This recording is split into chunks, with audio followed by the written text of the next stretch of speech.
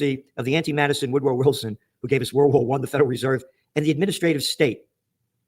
The popular election of senators and the federal income tax, he would have recoiled at a president destroying the three-sided table, which you just talked about. What's the administrative state? That's the FDA, the EPA, that area of the government that never, the Federal Reserve, it never changes no matter who's in the White House. It's not recognized in the Constitution. It's neither fish nor fowl. They write their own regulations, like the FDA can regulate a mud puddle. They enforce their own regulations. They interpret their own regulations, and they punish people for violating their own regulations. They're really, as I said, alien to the Constitution, but they get bigger and bigger and bigger. They employ probably about 500,000 people. They're the permanent bureaucracy in Washington, D.C. that really runs the instrument of government, and they don't change no matter who's in power.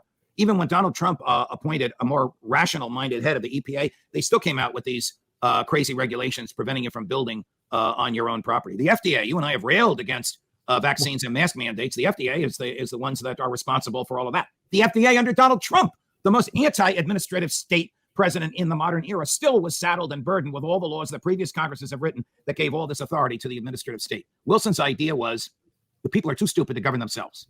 They need experts. So let's hire doctors in the FDA. Let's hire scientists in the EPA. Let's hire engineers in the Federal Trade Commission to figure out the best way to get goods from New York to California. All these experts will tell us how to live, and they won't have to run for office. They won't be subject to politics. It's a disaster. It's a constant bureaucracy that never changes. It's big government spending and growing and regulating more and more and more with every tick of the clock.